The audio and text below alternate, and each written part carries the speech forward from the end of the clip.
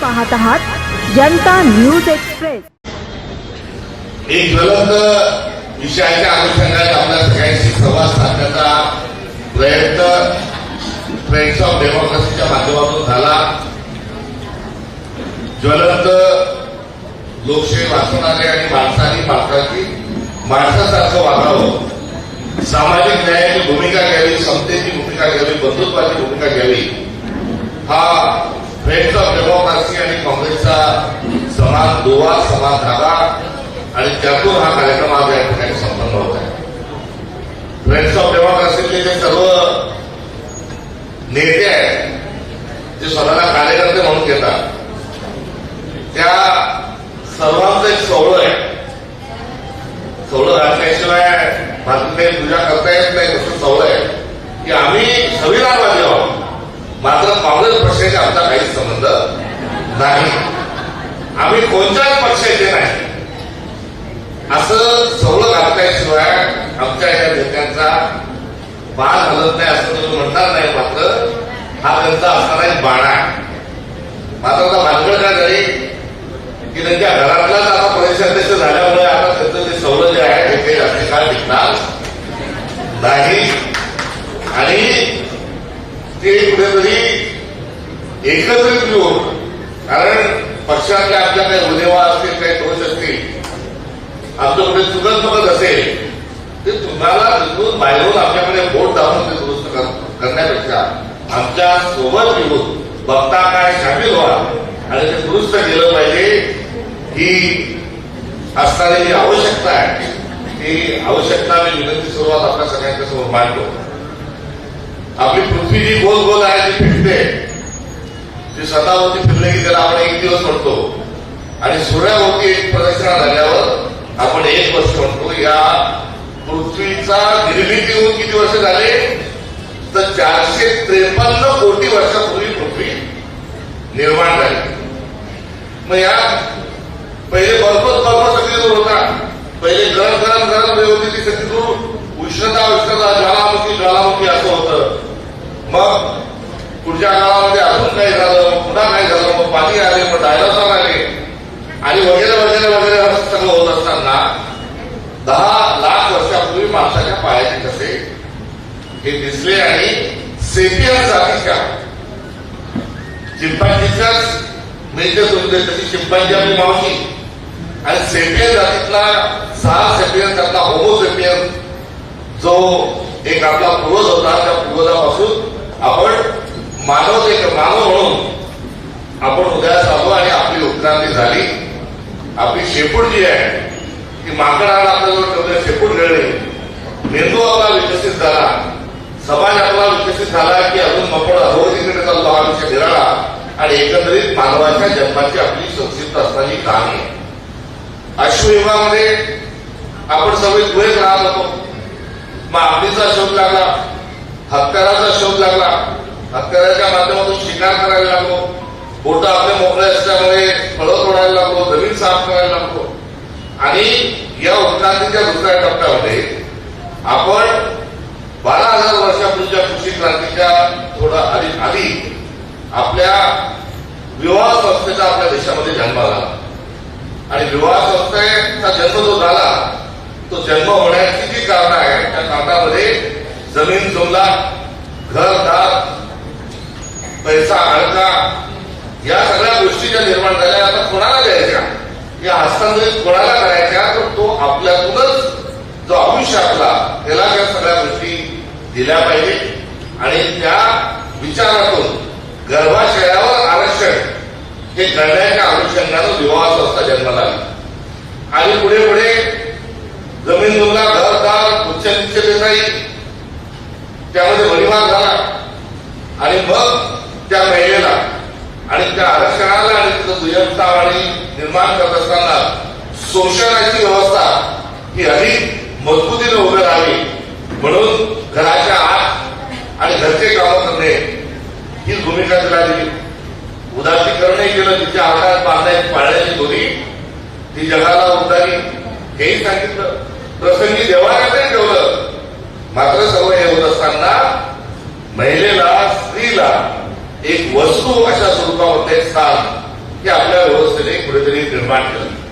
तिने घराचा ओमराव ओलांडू नये म्हणून तिच्या पायात डोरं घातलं, तिच्या पायात पैदली घातले की तू कुठे गेली, काय केली, काय चाललंय हे सगळ्यांना समजतं म्हणून पैदल पण दिलं. कोणाला हात पकडू नको देऊ म्हणून हातात बांगड्या केल्या, कोणाचं ऐकू नको म्हणून कानात कुंडले केले. तू आमचं नाक आहे आणि तू चुकीची वागली तर नाक कापलं जाईल म्हणून नाकात तिथे दाखला दिला. आणि आता जो काही आहे तुझा तो हात आहे आणि तू जोपर्यंत तो म्हणेल तसंच चल म्हणून डोक्यावर एक दागिना तिथे दिला. आणि अशा स्वरूपाने महिलेला आभूषणाच्या माध्यमातून पुढे उदात्तीकरणाच्या माध्यमातून आपण तिचा गुणगौरव करत राहतो. मात्र शोषण एक दुसऱ्या बाजूला हे सुरू राहिलं. आणि हे होत असताना दुसरीकडे धर्ममार्गात डुबले आणि त्यांनी एक दुसरा शोध लावला की देवाच्या तोंडातून एक जात जन्माला येते, देवाच्या हातातून एक जात जन्माला येते, पोटातून एक जात जन्माला येते आणि पायाच्या अंगठ्यातून देवाच्या एक जात जन्माला येते. पायाच्या अंगठ्यातून जी जात जन्माला येते तिला शूद्र म्हटलं गेलं. आणि या चतुर्वर्गामध्ये महिलेला स्थान कुठेही दिलं नाही आणि शूद्रापेक्षाही अतिशूद्र अशा प्रकारची एक धर्मव्यवस्थेमध्ये, तथाकथित धर्मव्यवस्थेमध्ये स्त्रीचं स्थान दिलं. आपल्या देशात, आपल्या समाजामध्ये कोणाचा मृत्यू झाला तर पिंडदान आपण करतो, स्वर्गात माणूस जातो असे म्हटलं जातं. मात्र तो स्वर्ग जो आहे, तो स्वर्गही जो आहे तो पुरुषासाठी आहे, महिला ही स्वर्गात जात नाही. आणि महिलांसाठी स्वर्ग नाही, तो स्वर्गही पुरुषांसाठी आहे. ही पुरुष प्रधान संस्कृती तिथेही कुठेतरी अबाधित झाली आणि ती होत असताना अतिशूद्र अशा स्वरूपाचा महिलांच्या संदर्भातला एक बघण्याची भूमिका आणि बघण्याचा दृष्टिकोन हा दिला गेला. मुलगा जन्माला आल्यावर फुल दीपक होतो, मात्र मुलगी जी आहे या मुलीचा जन्म झाल्यानंतर कुठेतरी करंटपण हे सांगण्याचं पाप दीर्घकाळ आपल्या समाजामध्ये आपण खपवून घेतलं. आणि आज ज्या जिल्ह्यांमध्ये पुरुषाच्या तुलनेमध्ये महिलांचं प्रमाण अधिक कमी आहे अशा जिल्ह्यांची आज परिस्थिती जर आपण बघितली, दुर्दैवाने बीड देखील त्याचा उल्लेख आहे. तर त्या जिल्ह्यामध्ये आज सामाजिक स्वास्थ्य बिघडलेलं आहे, आज त्या जिल्ह्यांमधलं अर्थशास्त्र बिघडलेलं आहे, आज त्या जिल्ह्यांमधलं रोजगार, सामाजिक संस्कृती, एकंदरीत सर्व तिथलं कार्यान्वयन बिघडलेलं आहे. आणि दुसऱ्या बाजूला ज्या ह्युमन डेव्हलपमेंट इंडेक्स नावाचा एक मापदंड आहे, आपण कपडा घ्यायला गेला जातो तेव्हा मीटरमध्ये आणतो, दूध घ्यायला जातो तेव्हा मीटरमध्ये आणतो, तसं विकास मोजायचं जे एकक आहे त्याला ह्युमन डेव्हलपमेंट इंडेक्स म्हणतात. आणि या डेव्हलपमेंट इंडेक्स मध्ये नॉर्वे सारखा देश जो हा जगात पहिला आहे. आणि त्या दीर्घ अध्यायानंतर जितकी पॉप्युलेशन पॉझिटिव्ह आहे, म्हणजे पुरुषांपेक्षा महिलांचं प्रमाण जिथे जास्त आहे, तो देश हा प्रगती अधिक करतो. हा सिद्धांतही कुठेतरी महिलांचा योगदान आणि त्यांची असणारी ती कमिटमेंट आहे ती दर्शवणारा हा एक जमेची बाजू ही आपल्या बाजूला जरी असली तरी एक महिलांच्या संदर्भात एक कुठेतरी उपेक्षेची आणि गृहीत करण्याची एक स्वभाव आपल्या देशात आणि समाजात हा बघायला मिळतो. या सगळ्या घटनेला जर आपल्याला शब्दबद्ध करायचं असेल तर कसं करू शकतो, तर मनुवाद नावाचा, मनुस्मृती नावाचा जो एक ग्रंथ आहे, त्या ग्रंथामध्ये महिलांसाठी काय काय लिहिलेलं आहे हे मी सांगू नये आणि तुम्ही ते ऐकू नये. आणि त्या ग्रंथाच्या नुसार आपला 3000 वर्षापेक्षा जास्त काळ हा या ग्रंथाच्या नियमानुसार हा समाज चालला, ज्यामध्ये महिला जन्माला आली तेव्हा ती बापाची प्रॉपर्टी आहे, लग्न झाला की ती तिच्या नवऱ्याची प्रॉपर्टी आहे, आणि मृत्यू झाल्यानंतर ती तिच्या नवऱ्याचा मृत्यू झाल्यावर ती तिच्या मुलाची प्रॉपर्टी आहे. म्हणजे जिला प्रॉपर्टी म्हणून, जिला एक व्यक्ती म्हणून, एक अभिव्यक्ती म्हणून, एक सजीव म्हणून अधिकार नाकारत असताना सातत्याने एक दडपणाची भूमिका, उपेक्षेची भूमिका ही दर्शवणारी व्यवस्था ही आपल्या देशामध्ये होती. आणि ही व्यवस्था जी होती, या व्यवस्थेतून जन्माला आलेला जो पक्ष आहे त्या पक्षाचं नाव आहे भारतीय जनता पक्ष. छत्रपती शिवाजी महाराज यांचा राज्याभिषेक होऊ शकणार नाही. सावित्रीबाई फुलेंनी काय काम केलं, तर मुलींची पहिली शाळा काढली. चांगलं काम केलं का वाईट काम केलं? चांगलं काम केलं. त्यांना ते काम केलं, त्यांना पुरस्कार मिळायला पाहिजे होता का शिवाय शाप मिळायला पाहिजे होता?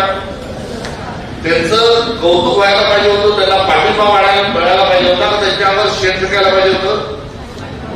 त्यांचं कौतुक व्हायला पाहिजे होतं. मात्र काय झालं, त्यांना दगड, शिव्या, शेण आणि दुष्टा त्यांच्या अंगावर फेकल्या गेली.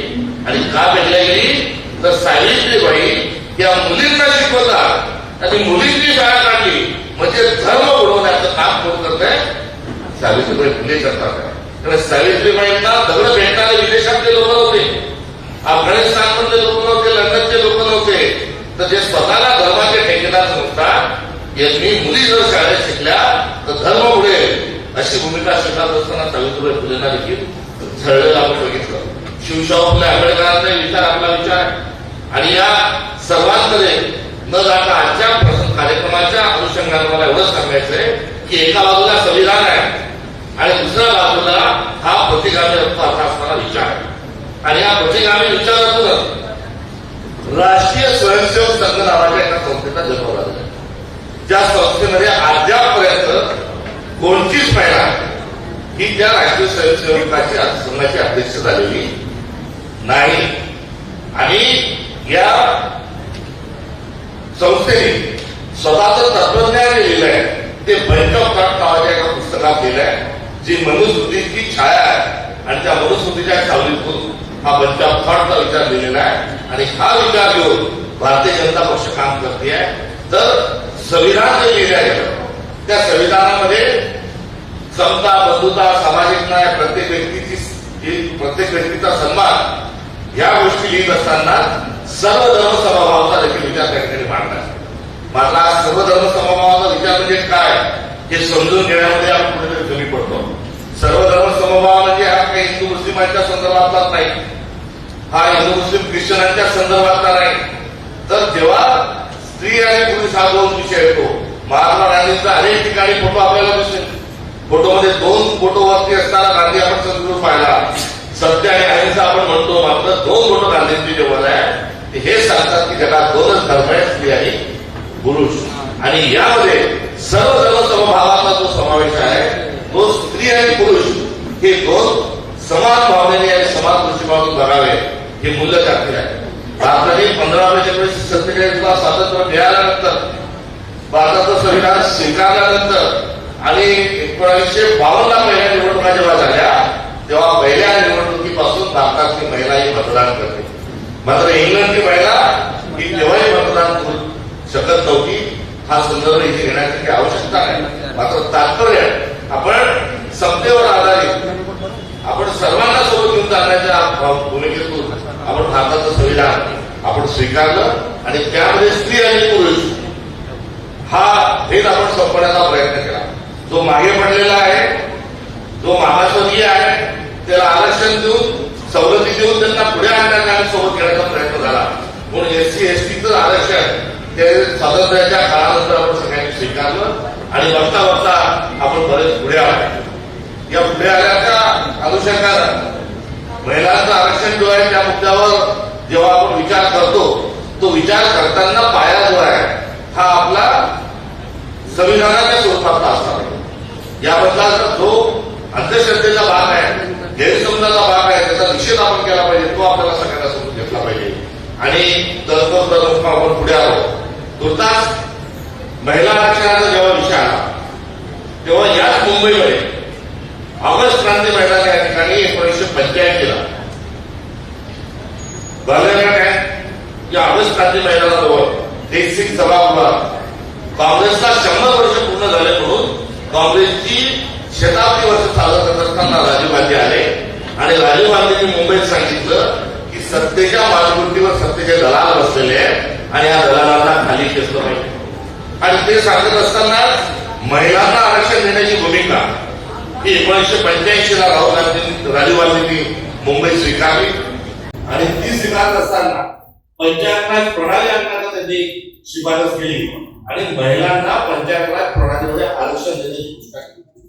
1989 73वी 74वी घटनादुरुस्ती आली आणि त्या घटनादुरुस्ती स्वप्न बघितलं गेलं की गावाची सरपंच महिला हवी, पंचायत समिती सदस्य, पंचायत समितीची सभापती महिला हवी, जिल्हा परिषद सदस्य महिला हवी, जिल्हा परिषद अध्यक्ष महिला हवी, गावाचा महापौर महिला हवी, नगरसेवक महिला हवी, नगराध्यक्ष महिला हवी आणि महिलांना आरक्षण देण्याची सर्वप्रथम ही सुरुवात ही 1985 साली शताब्दी वर्षाच्या काँग्रेसच्या अनुषंगाने झाली. ही होत असताना काय झालं तर ही होत असताना आम्हाला पण झाली. कोणी कोणी केली त्याची नावं सांगितली. लालकृष्ण अडवाणी असतील, मुरली मनोहर जोशी असतील,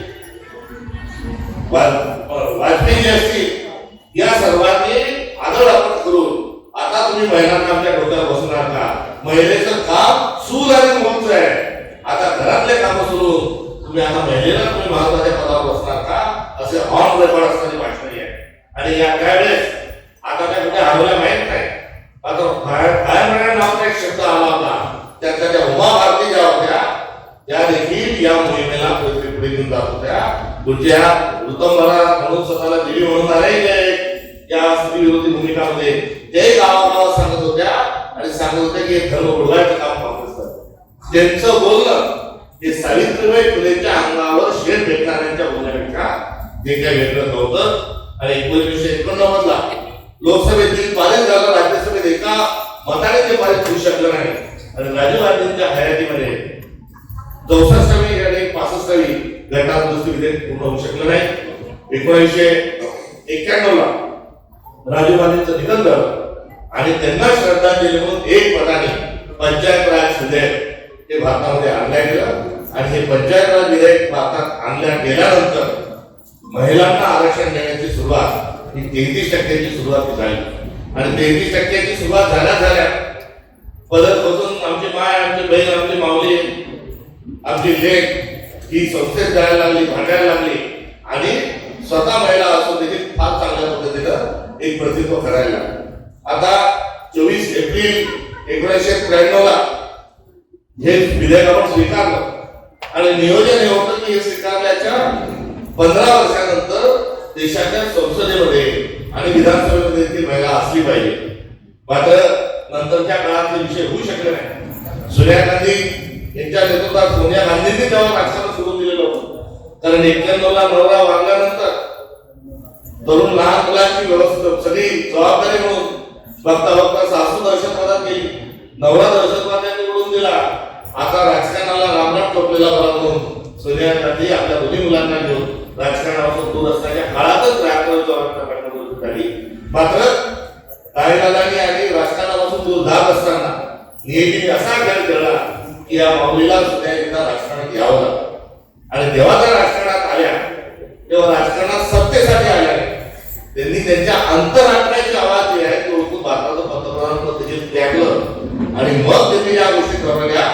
त्यामध्ये महिला विधेयक आणण्याचा निर्णय हा 2004 साली सोनियाजींनी घेतला. तो पूर्णतः जाऊ शकला नाही, अनेक अडचणी आल्या. मात्र स्थानिक स्वराज्य संस्थांचं आरक्षण जे आहे हे 33 वरून 50% नेण्याचं काम दरम्यानच्या काळात झालं. इतरही कायदे झाले, आता सुरक्षिततेचा कायदा झाला, शिक्षण हक्काचा कायदा झाला, माहितीच्या अधिकाराचा कायदा झाला. मात्र ही सर्व भूमिका आपल्या सगळ्यांच्या पुढे मांडण्याचं कारण असं की महिला विधेयक हे काही वरतून आकाशातून टपकलं नाही. महिला विधेयकाच्या घेण्यासाठी एक तत्वज्ञान आहे आणि त्या तत्वज्ञानाचं नाव आहे समता. त्या तत्वज्ञानाचं नाव आहे स्त्री पुरुष समानता. आणि त्या तत्वज्ञानातून या सर्व गोष्टी पुढे आल्या. रथाचे 2 चाकं म्हणून संसाराला आपण नवरा बायकोंना म्हणतो, मात्र समाजातलं चित्र वेगळं आहे. सायकलच्या 2 चाकासारखं, रथाला 2 चाकं असतात, सायकल आहे 2 चाकं असतात. एक समोरचं चाक आणि एक मागचं चाक. चेन कोणत्या चाकावर असते? मागच्या चाकावर. स्टँड कोणत्या चाकावर असते? मागच्या चाकावर. कॅरियर कोणत्या चाकावर असते? मागच्या चाकावर. सीटचं वजन कोणत्या चाकावर असते? मागच्या चाकावर. आणि समोरच्या चाकावर काय असते? टरण करणारी फक्त घंटी. ही समोरच्या चाकावर असते. कोणत्या दिशेने घेऊन जायचं हे सायकलचं समोरचं चाक ठरवत असतं. आपला मनोवादातून जाणारा आपला जो विचार आहे हा रथाचे 2 चाकं काढायचा भाग आहे. आणि हा समोरच्या चाकाचं जे डॉमिनेशन आहे त्या डॉमिनेशनला नाकारत असताना हातात हात धरून तो रथाचे दोन चाक करण्याचा हे तत्वज्ञान आहे असंही म्हटलं चुकीचं ठरणार नाही.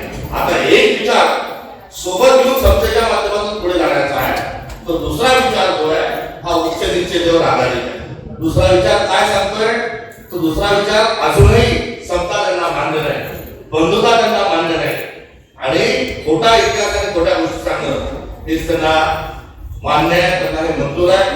आणि ते करताना महिलांवर अन्याय आणि अत्याचार हे देखील कुठे ना कुठे जे वाढत चालले आहेत त्याकडेही मला आपलं लक्ष द्यायचं आहे. दुर्दैवाने आज आपला कार्यक्रम सुरू असताना पुणे जिल्ह्यातील भोर या ठिकाणी एका 4 वर्षाच्या मुलीचं जेव्हा लैंगिक शोषण होतं तेव्हा आपण कोणत्या समाजात राहतो असा देखील एक प्रश्न या निमित्तानं कुठेतरी विचारावा वाटतो. त्यामुळे आपण महिलांना आरक्षण देत नाही, आपण महिलांच्या आरक्षणाची भूमिका नीट समजून घेत नाही, समजून सांगत नाही आणि महिलांच्या शोषणाच्या ज्या घटना आहेत त्या दिवसेंदिवस ज्या वाढत चाललेल्या आहेत त्या वाढत चालल्याच्या मागे असणारी जी उसळलेली मानसिकता आहे तिचाही या निमित्तानं आपण सर्वजण मिळून तितका करूया. या आरक्षणाच्या बद्दल भाजप किती खोटारडी आहे, याचा इतिहास काय, हे सगळं आपल्याला जाणून घेता येईल. आपण हे संविधानवादी असल्यामुळे आणि भाजपच्या एकत्रित तत्वज्ञानाच्या तत्वाच्या आणि त्या पक्षाच्या विरोधातील आपली भूमिका असल्यामुळे त्यांच्यावर अधिकची आपाखड देखील करता येईल. मात्र हा समाज आपल्याला समतेवर चालवण्याची आवश्यकता आहे. या समाजामध्ये जितनी जितकी भागीदारी उतनी उसकी हिस्सेदारी हे सूत्र जे आहे ते सूत्र लागू करण्याची आवश्यकता जर आपण प्रयत्न केले नाही तर आपण शिवशाहू फुले आंबेडकरांचा, सावित्रीबाई फुलेंचा, राजमाता जिजाऊंचा नाव घेण्याचा आपल्याला कुठलाही अधिकार नाही. त्यामुळे आपण सर्वजण सैनिक होऊया, समतेचे सैनिक, स्त्री पुरुष समानतेचे सैनिक. आणि आरक्षण जे आहे हा काही उपकार नाही, आरक्षण हा अधिकार आहे आणि हा अधिकार मागण्याच्या अनुषंगानं आपल्याला पुढे जावं लागेल. आणि जेव्हा अधिकार बनतो तेव्हा तो आपल्याला हिसकून घ्यायची ही ताकद आपल्याला ठेवावी लागणार आहे. मी अधिकार म्हटलं विलासांची तळावाला आपण राहिलं पुन्हा ते वागवावं लागल्या म्हणून आता मला माझं भाषण गुंडाळलं पाहिजे असं वाटतं म्हणून मी आता थांबतो. मात्र त्याआधी एकच संदर्भ सांगतो. चंबल माहिती आहे सगळ्यांना, चंबल की घाटी माहिती आहे, कशासाठी प्रसिद्ध आहे? डाको, फुलनदेवी, पानसिंग तोमर, मानसिंग गुजर, सज्जन सिंग असे एकापेक्षा एक मोठे मोठे गुंड डाकू तिथे झालेले आहेत. महाराष्ट्रात आहे म्हणून आपण डाकू म्हणतो, परंतु त्या भागातले लोक त्यांना बागी म्हणतात. फुलनदेवीने हातात बंदूक का घेतली? कारण उच्च जातीतल्या लोकांनी सातत्याने फुलनदेवीवर 5-7 दिवस हा गँग रेप तिच्यावर केला आणि त्यातून चिडून उठून फुलनदेवीने हातात बंदूक घेतली आणि तिच्यावर बलात्कार करणाऱ्या 11 लोकांना त्या गावाच्या पारासमोर वडाच्या झाडावर फाशीच्या पट्ट्यावर लटकवलं. पानसिंग तोमर डाकू काय झाला तर पानसिंग तोमरची जमीन जी आहे ही हिसकून घेतल्या गेली आणि त्याला कुठेच त्याची सुनवाई झाली नाही, कोणी त्याला न्याय मिळवून दिला नाही म्हणून पानसिंग तोमरनी हातात बंदूक घेतली.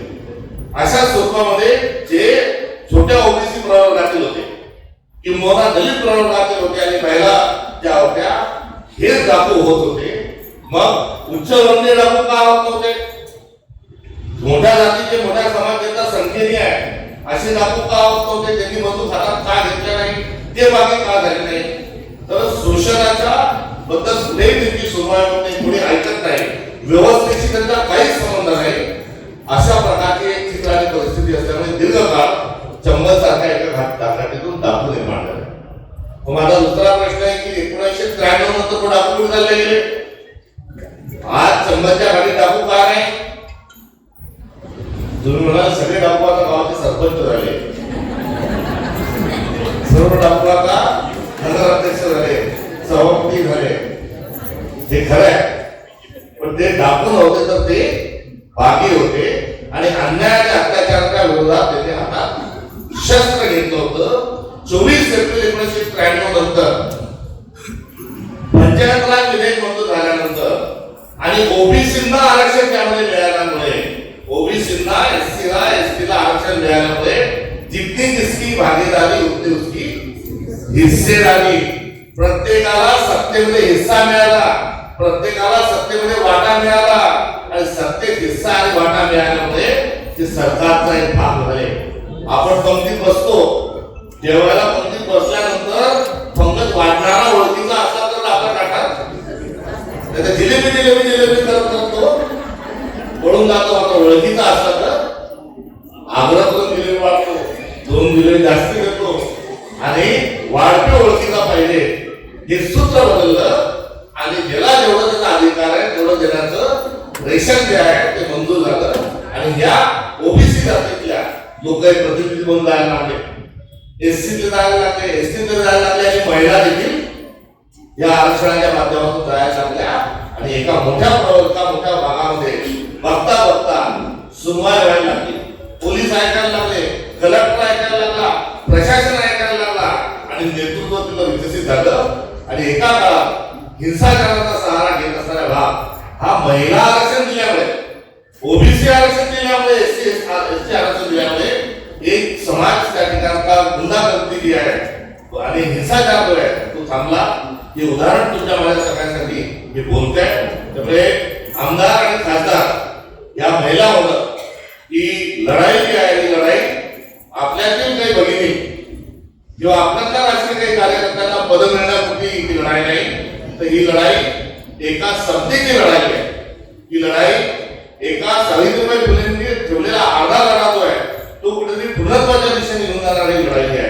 ही जिजामातांनी मुलाला छत्रपती शिवाजी महाराजांना घडून एक स्वराज्य स्थापन करण्यासाठी उचललेले पाऊल हे पूर्णत्वास नेण्याच्या अनुषंगाने लढाई आहे. त्यामुळे या लढाईला फक्त महिलांनी त्याचा आवाज उठवावा असं नाही, तर महिला असेल, पुरुष असेल, समाजाच्या प्रत्येक घटकाने या आरक्षणाचं समर्थन केलं पाहिजे आणि आज या समर्थनाच्या अनुषंगाने आपण या ठिकाणी एकत्रित आलेलो.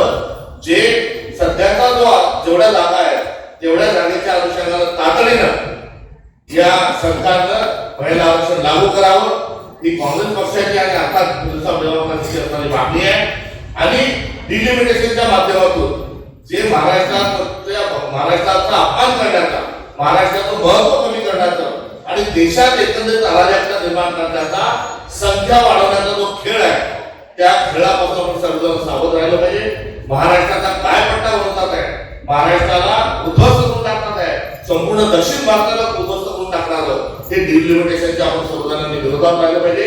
कारण एकता आणि अखंडता ही टिकून ठेवायची असेल तर आपल्याला सर्वांना प्रतिनिधित्व हे योग्य स्वरूपामध्ये मिळालं पाहिजे. त्यामुळे देशाच्या आर्थिक राजधान्या या दक्षिणेत आहेत. चेन्नई झाली, बंगलोर झालं, हैदराबाद झालं, या 3 राजधान्या दक्षिणेत आहेत आणि आपली मुंबई ही 4थी झाली. आपल्या या 4 विरुद्ध दक्षिण भारत, उत्तर भारत अशी जर लढाई झाली तर ते रक्तरंजित राहील आणि या लढाईमध्ये आपणच भारतीय आहे म्हणून एकमेकांचे डोके फोडू. त्यामुळे या डिलिमिटेशनला आपल्याला विरोध हा सर्वांना मिळून करायचा आहे. एवढं या निमित्ताने सांगू इच्छितो. या कार्यक्रमातून आज काँग्रेस कमिटीमध्ये टिळक भवनमध्ये कुंभमेळा आहे आणि एका सकाळपासून कार्यक्रम होणार आहे. हा कार्यक्रम संपल्यानंतर देखील नारायण सुर्वे जो उपेक्षितांचा जे लढा लढले अशा नारायण सुर्वेच्या कवितेचा देखील 1.5 तासाचा एक कार्यक्रम होणार आहे. ज्यांना ज्यांना शक्य असेल त्यांनी थांबा आणि जे थांबणार नाही ते पस्ताल्याशिवाय राहणार नाही.